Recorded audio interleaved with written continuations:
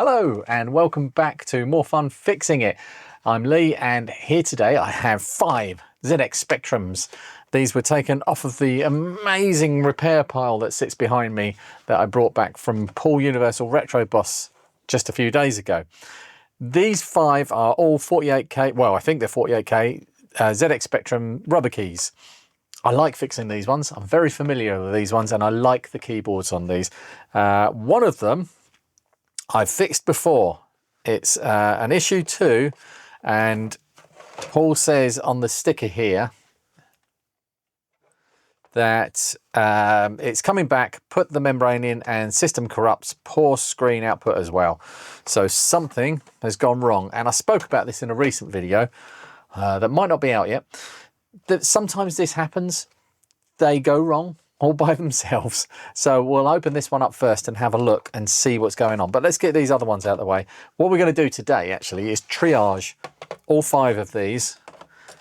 And if there's anything that's a simple fix, we'll do it now. If there's anything that's a bit more involved, that shows up on diagnostics or something like that, then we'll come back to it in a separate video.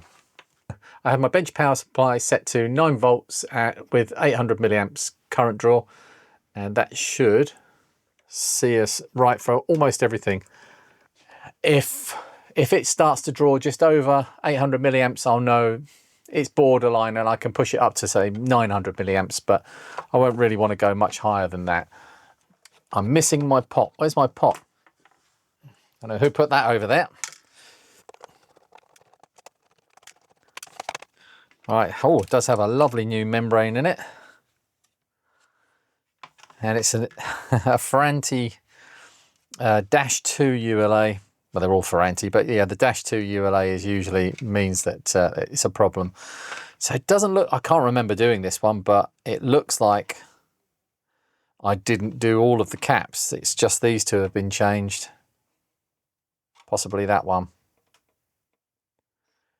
Which I think I might have put that in the wrong way if this was me. Don't remember doing this one. This must have been ages ago. But that cap there, I'm pretty sure, is the wrong way around. I'm not going to do my normal checks on this because it has been worked on before. So I'm assuming that I'm going to take the risk and assume that everything is mostly okay and going to rely on a quick blast of limited current and see if the voltages are there. Here we go. No, 12 is not there. Why is 12 not there? Well, 12 looks low. I wonder if it's got something to do with that. Right, here we have another issue 2. And you can see here, this cap here, I can get you right in close. This cap here has the positive on the left. And this one has it on the right. So I need to change that. If that was me, oops. I don't know whether it would do any damage or not, but let's just say I'd rather it wasn't done in the first place if it was me. Soz. I don't know if that is a new cap. 002. This is a long time ago. That was that was last year sometime. Maybe it was me. I just don't remember. Normally I would just redo all of the caps.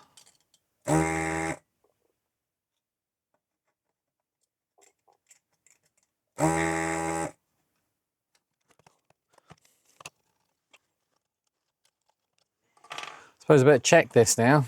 I don't suppose it would have appreciated being abused in that way. So let's just stick the ESR meter on it. It's a 1 microfarad cap. Oh, I shouldn't turn it on with the cap connected.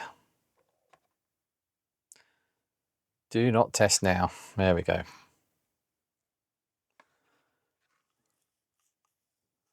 Yeah. That's probably fine. Oh, this is an old cap. This is an old cap. It's a Gelec. Why was that in the wrong way around? Let's get a new one. So what the problem here is that the silk screen here is marked incorrectly. The positive is on the left. So these are Gelec as well. Okay. So I looked at these caps here and thought that they're new, so that must be me. Maybe I was using a different brand at that point. So I don't think I've been using these Gelec ones though. I think it's always been these Tams or T-Tams ones. Put this one in anyway. Let's put it in the right way round. Someone will have to go back through my back catalogue and find out if I made a mistake. 002. Was it me? Am I the culprit? I'm perfect. Can't be me. Oh no, this isn't the one. 002 is not the one. This is the one I just got out as an example. This one is this one. I don't know what this one is. It might be one that I've just comp modded. Yeah, comp modded tune display, still not the best, weak ULA. Right, so that's a message. Right, now I remember. So this was not a repair that I've made. This one is one that's come in like this, and I've just comp modded it and said to Paul that the output is weak because the Dash 2 ULA is not a great fit for modern displays. If you go and have a watch of Happy Little Diode Jim's recent video on the problems he had with getting a good composite output from a Dash 2 ULA, that one will explain a lot, but that's beyond the scope of what I'm trying to do here. So let's just put this back in and see if that voltage comes back. It's running and the 12 volt is there. I'm going to measure the 12 volt with a multimeter. I'll measure all of the voltages actually.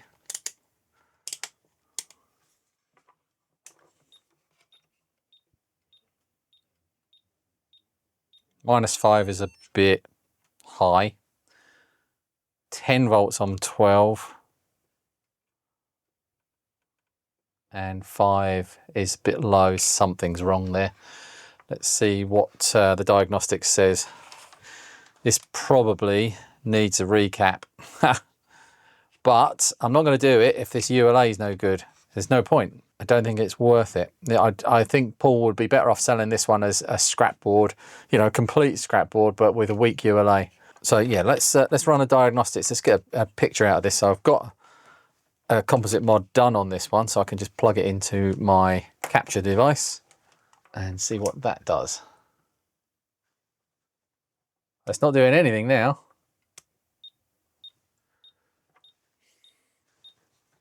I think the 12 volt being low is probably to do with the LM1889N. So we've got black and white display. Okay, I'm not going to push that any further. It's passed the tests. I'll put this one aside.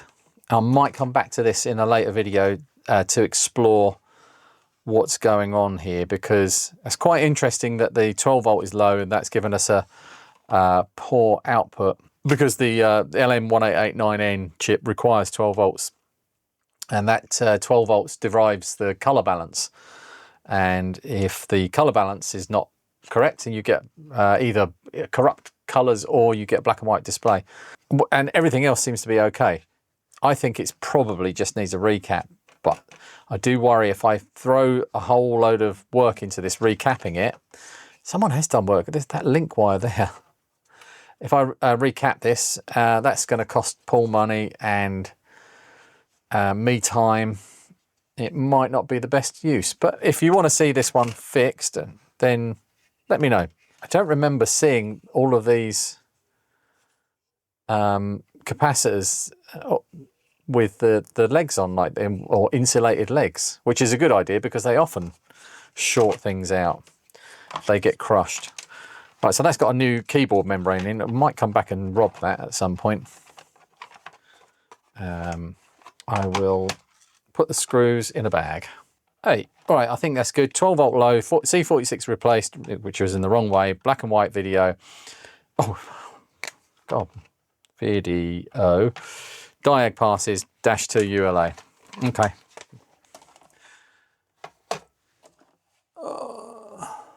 Right, this one says works, no sound, comp mod, new faceplate membrane. I think that means comp mod needed.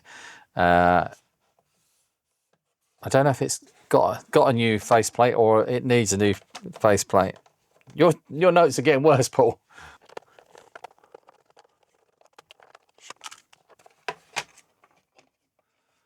Okay. Oh, interesting. It's a 4B with a -7 ULA, so I have high hopes for this one. And it says works, but no sound. I think we should be looking down at, well, it's either the speaker's gone wrong, or should we try the speaker first? Because that's a really easy test.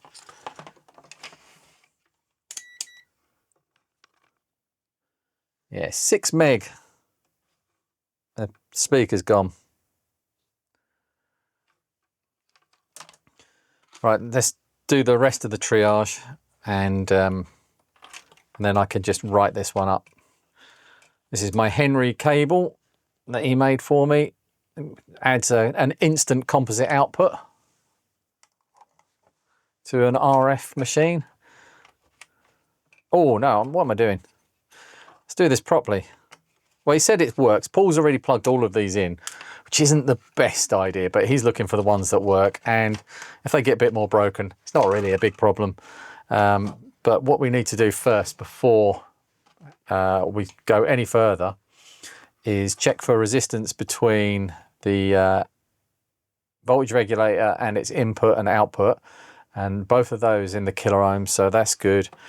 And then the 12, that's the -5 volt line, is it? I think that's the -5 volt line, mega ohms, and the 12 volt line, kilo ohms, and the 5 volt line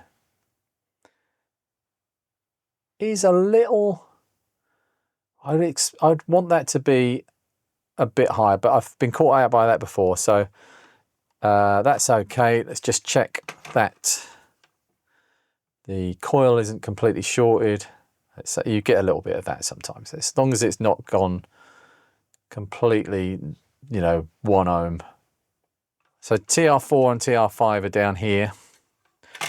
They are these two positions, and I'm going to put the multimeter into diode mode, and with the black lead in the middle of TR4 and the red lead on the top, I get nothing, and the red lead on the bottom, I get nothing. A red lead in the middle and black lead on the top, 0.6 of a volt forward voltage, and with the black lead on the bottom, 0.6, that's normal. Red lead in the middle on TR5, nothing with the black lead on the top, 1.1 volt with the black lead on the bottom, that's normal. And then with the black lead in the middle, red on the top, 0.7 on the top, and 0.7 on the bottom. That's normal, all normal. So now I'm happy to plug this in.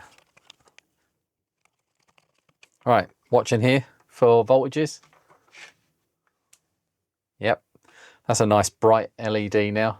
It shows me that's working. So no sound, and I've got video output, and the diagnostics is running.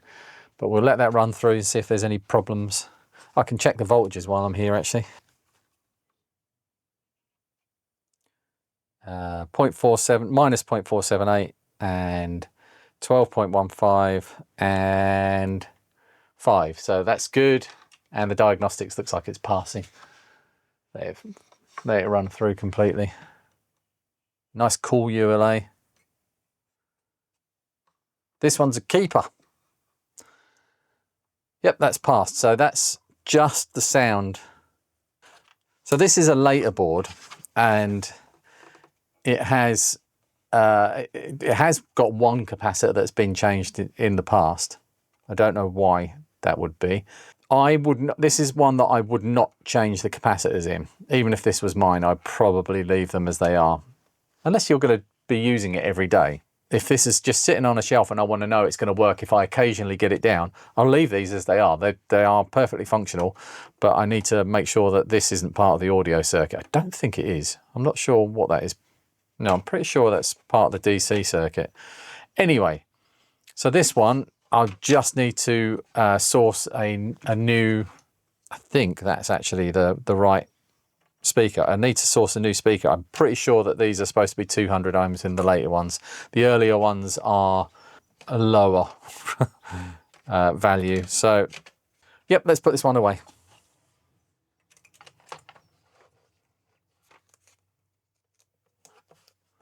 Full diag pass only, no sound speaker. 2 down. Don't know what's happened to my workbench here. Something's leaked on it. Yeah. Next, flashy colors and terrible output.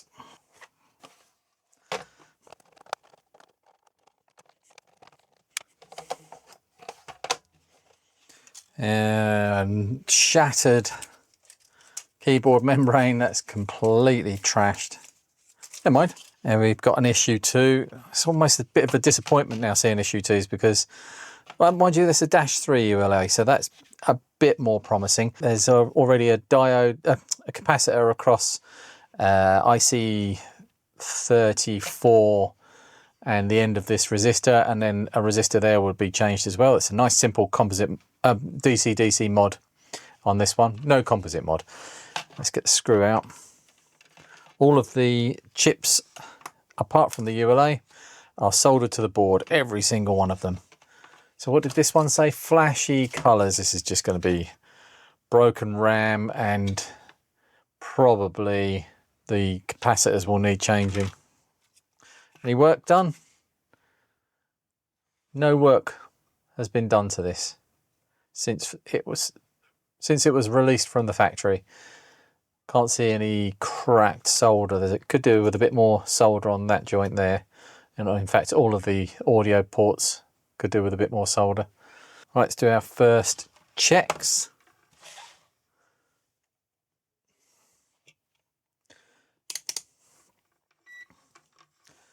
And the input and output.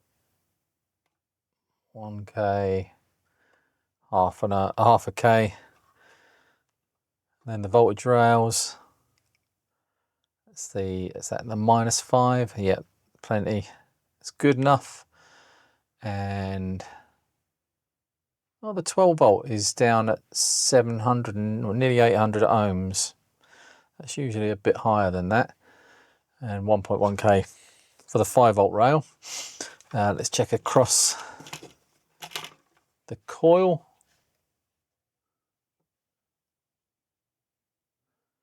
Oh, there's a short across the coil.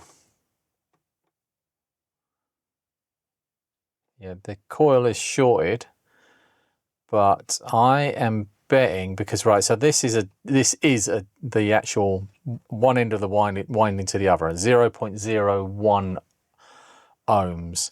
But the short in question, shouldn't be shorted, is 1.8 ohms.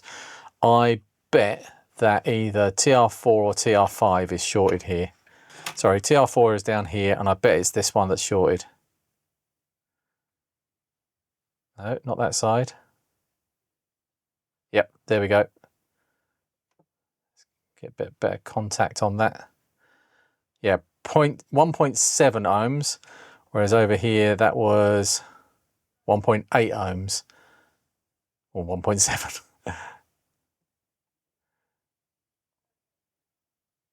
That's 1.8 now.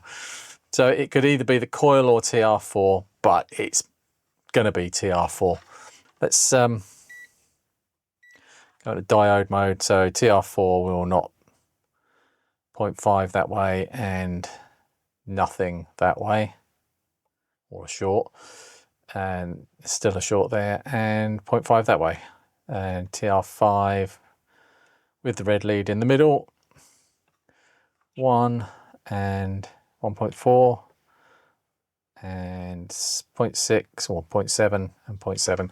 So TR5 is going to be okay. TR4 is definitely definitely, I'm really confident, without even plugging it in, TR4 is gonzo. Let's whip it out. Didn't really need to add some solder there, I just did it because I was waiting for my desoldering station to warm up. And it's a very lazy way to take out these transistors, but I've got the tool there, so I'm going to use it. And I've got a lot of computers to get through.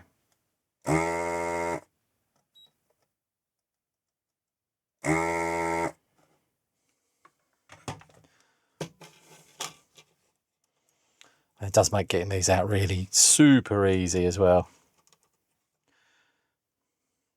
Yes. Okay, let's pop that in there. And it is going to be a resistor, or two resistors. A resistor. It's not even registering anything on that side. Yeah, that's gone pop. ZTX 650, let's get a 651. ZTX 651. Which is, of course, the modern replacement for a ZTX 650.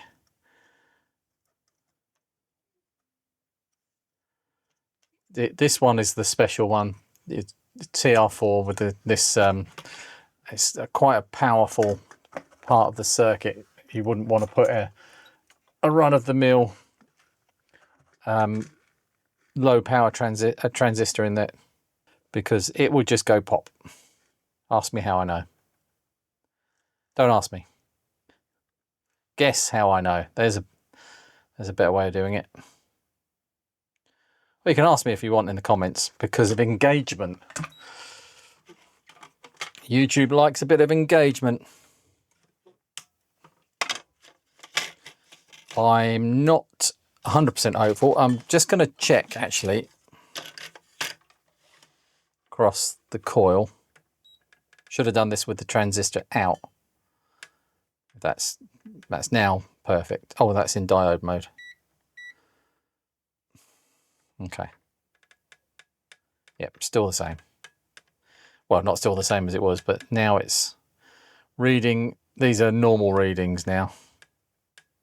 One way round, you'll sometimes get a reading, and then that will go up, and then it will go down. But yeah, that's actually fixed as far as I can tell now. But now we're going to stick in Steam Card Pro and power it back up with this in, so I can see if the voltages are present, and then we can see what damage was done when that transistor went pop. Why is that not going in there?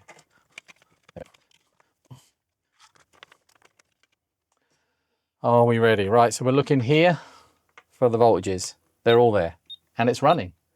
It's a very dark picture.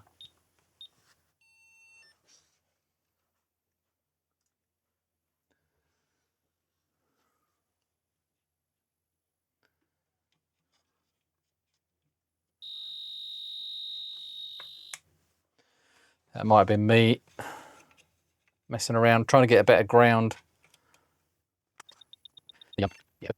The variable resistors here are making a big difference to the picture. So it might just need tuning. Hopefully it just needs tuning. Oh, the lower RAM has passed, and it looks like the upper RAM is passing as well. We fixed one. Okay, in that case, now I'm going to leave this for now, because this yellow output is something I want to return to if there are other ones like this. But that is a working machine as far as I can tell. I will check the voltages before I go any further with it, just to make sure that it's got the right amount of 12 volt, so that the color balancing is working correctly. But for now, I'm just going to put this one away as mostly fixed. But this isn't going to be a repair video, I don't think, unless I can combine this one with another video with another machine that has a similar problem. Happy Little Diodes Jim recently did a video where he explored in depth and great detail the video generation circuit of issue 2 ZX Spectrums, and that was really interesting, and I learned a lot. Thank you, Jim, for making that. Definitely go and subscribe to his channel, because he is a really clever guy and he's a really nice guy as well.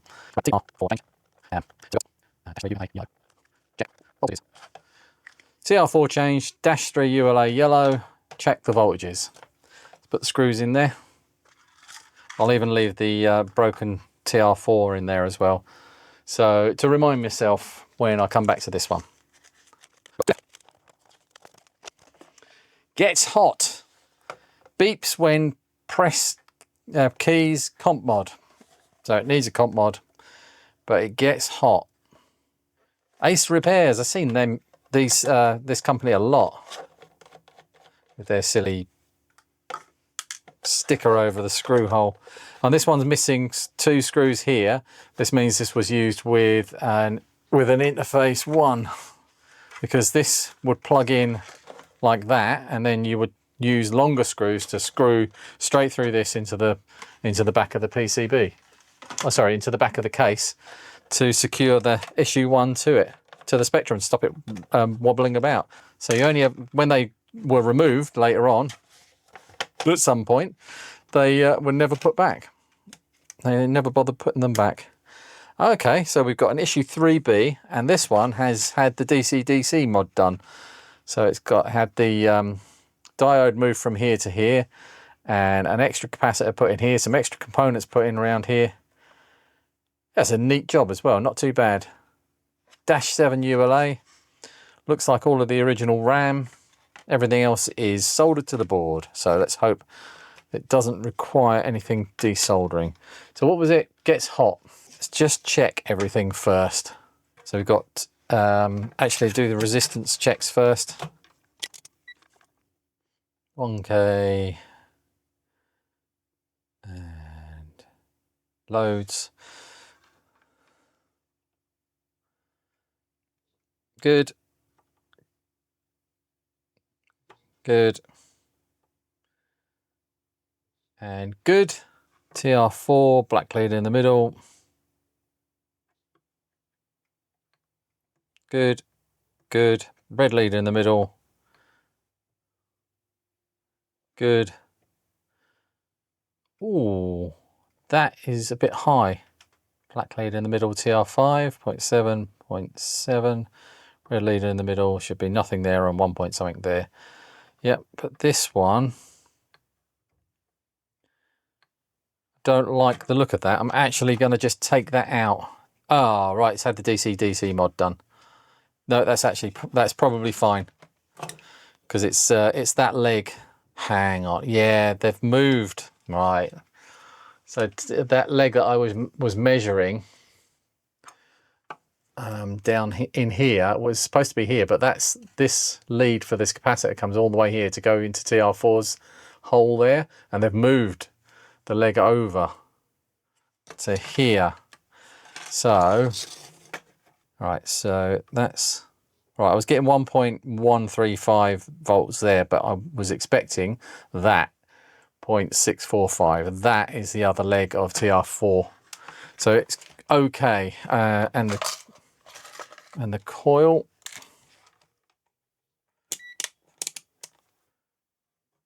yeah, it's fine.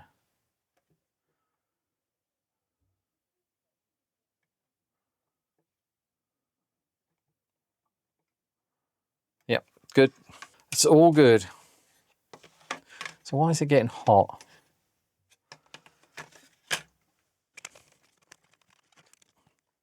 Let's find out. Right, so looking for the voltage. Voltages are all good. We've got an on-screen display. Nothing's unusually hot. Nice display, actually. Oh, we've got a RAM fault. IC21. Is that getting hot?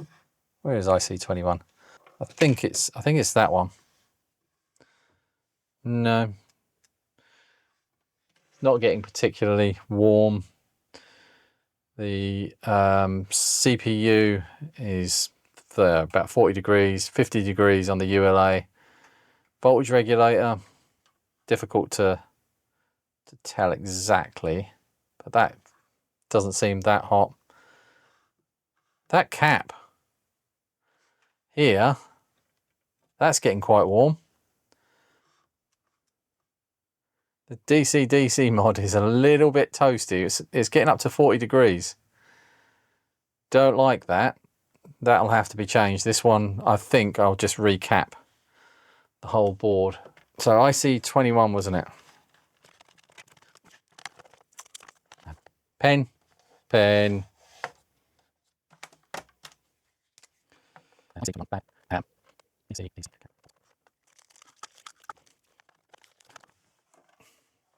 New feet, new membrane, nice. Picture, no bloody sound. Language. It's nice and clean, this one, really. It's brand new feet that Paul's put on. I'm assuming he's put a new membrane in. Decent faceplate. Keyboard could do with a wash.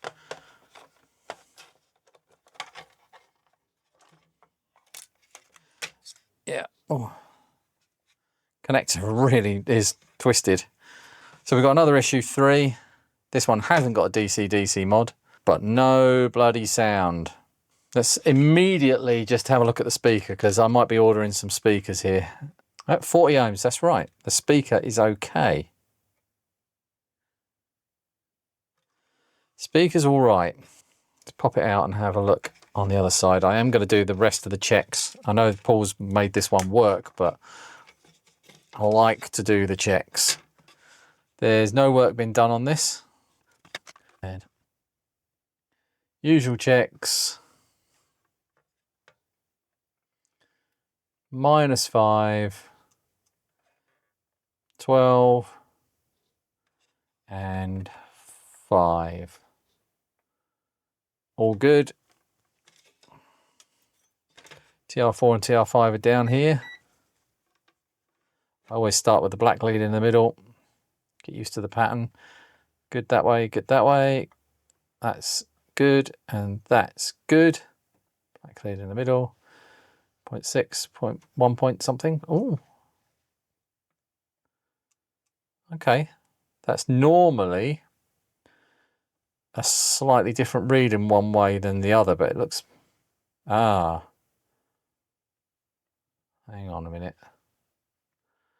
0.7, 0.7. Oh, no, that's right. Yeah, that's right. No, I got myself confused. That's fine. And the coil fools you sometimes. Is that going to disappear? 500 ohms across the coil.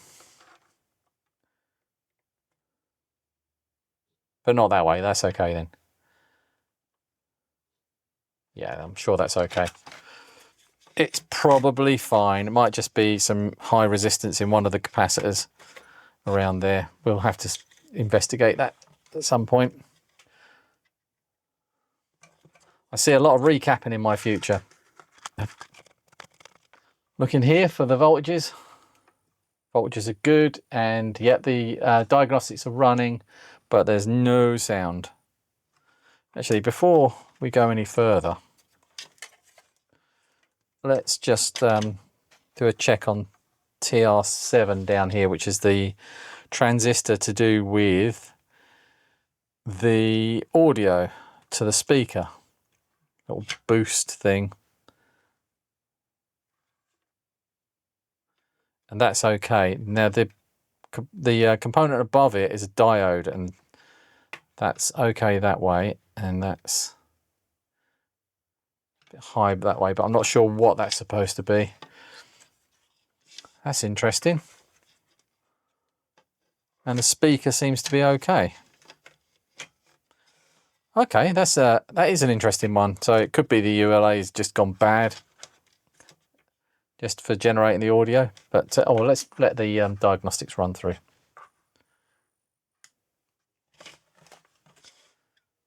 With the video connected. Blip, blip. Yep. All right, that's a fix for the future then. Let's mark that one up as a possible one for a future video. Well, it's definitely going to be a future video. This one, I like the sound of this. I like the sound of this one. See what I did there? Let's point an arrow to no bloody sound. And full diag pass. No bloody sound. You're a corrupting influence, Paul. And that's it. That's the 5. The next triage episode will be 7, well, 6 plus ZX Spectrum pluses and 1 ZX Spectrum 108. Nope. And 1 ZX Spectrum 100. Why can't I say that? And 1 ZX Spectrum toast rack. I'm going to have to leave that in now, aren't I? Okay. Thanks for watching. I hope you enjoyed me exploring these machines. I will work my way through the other batch. I've got 4. Now I can't tell which ones plus are the plus 3s. There's, I think, at least 2 plus 3s, but it looks like 8 ZX Spectrum plus 2s down here, and those are plus 2As or Bs, and a couple of plus 3s with their floppy drives, maybe 3 of those, and 4 1 to 8K plus 2 greys as well. Plus 1, 2, 3, 4, 5, 6 Commodore 64s, 2 of which are C64Cs. There's also a silver label that came with this lot. I've also got 3 other silver labels to go with that silver label to make 4 silver labels, except I've got another silver label, so I've got 5 silver labels here that Paul needs fixing. The other one is the one that I asked you to help fix. So when I get round to doing that, and I'm not sure when that will be because now there is quite the queue, I will be making videos about all of those silver labels. Not sure how many videos. Some of them might be combined because there might be simple faults in some of them.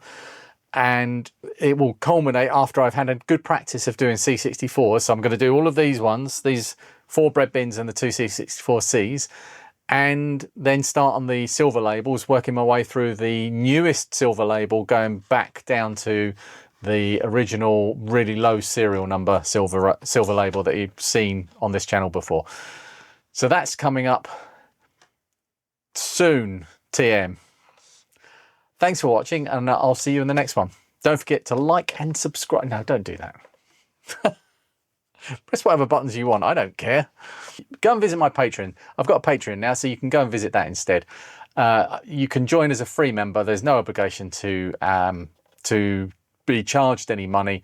You'll probably get nagged to do that, but you'll see. I'll do update posts, and I share them with all members.